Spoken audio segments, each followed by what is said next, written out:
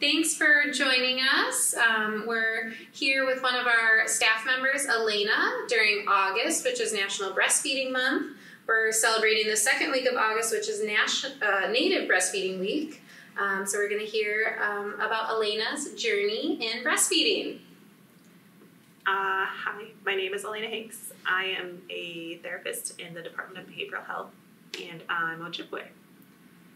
So I have one daughter, she's 9, and she is amazing.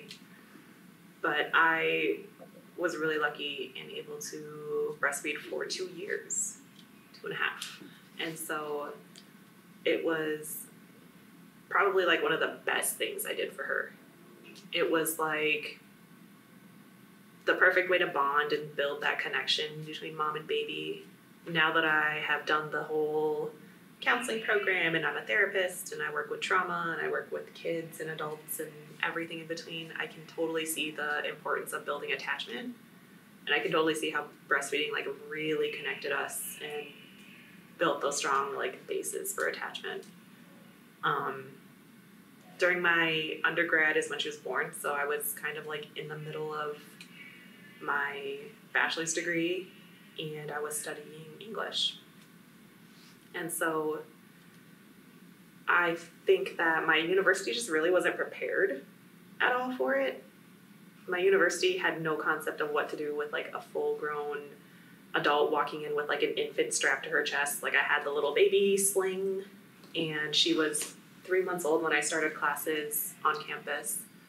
So she was born in May. I did summer classes online, and then she came with me to classes in August. And so I had a few professors who were really adamantly against having her in there.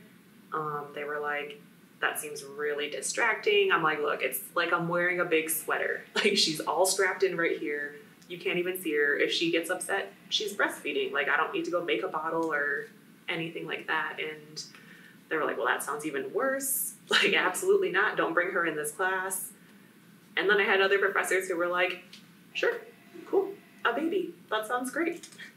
So it was kind of like a very mixed experience. And this is before the big push on campuses to include lactation rooms and supports for moms in that way. So I was working on 2 different jobs on campus, and the library, I'm like, hey, I need to pump every so often. What does that look like? And they were like, here's a key to like a very dusty old storage room. Have fun. And so I remember distinctly like sitting on a bunch of like file cabinets with my breast pump and all of my like equipment.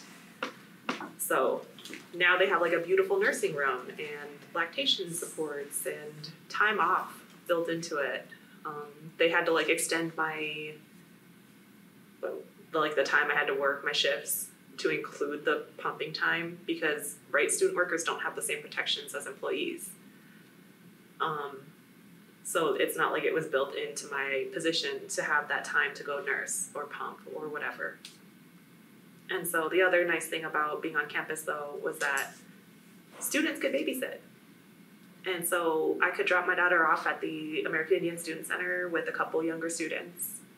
And then in between classes, on my breaks, I could stop by and just nurse her in one of the offices there. So I think I was really lucky. We had an American Indian Student Center, and they were super easy to work with. You know, my advisor was like, obviously you need to nurse and be comfortable. Here's my office. Anytime you need it, you can take it over. We have other spaces we can meet students in. We'll take over the conference room. Like, you need space and time to do this for your daughter. And so it was probably like the one place on campus that my daughter and I were both welcome at the same time together and like kind of nourished in that way and able to have that relationship and that bond. And so, like I said, she nursed for 2 years. I was in college the whole time. She never went to like a real daycare. So the nice thing about that was just my babysitters could come and sit at the center and I could go nurse her and then go back.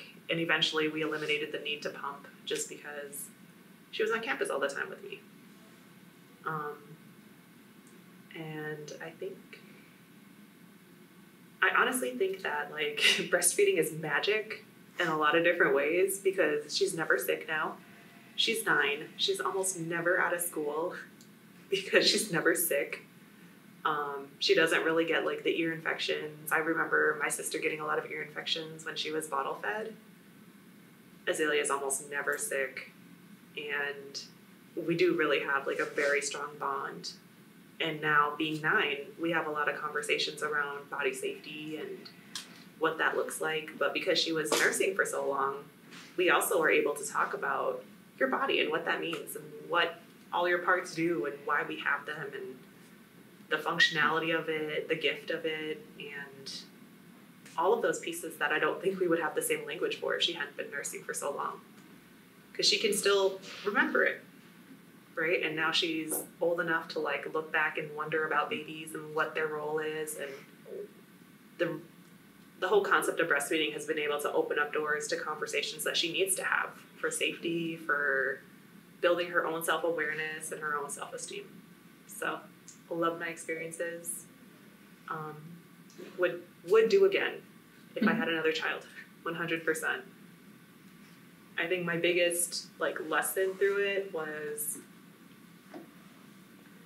find people to support it, right? Like I was the first in my family. I have a whole family full of women, a whole family full of moms, and I was the first to breastfeed. So my mom was like, "Are you sure? Like, this seems like a lot of work. You can get formula, you can get WIC, you know, there's options." And I'm like, "No, I'm gonna do it. I read about it. Seems like a good idea."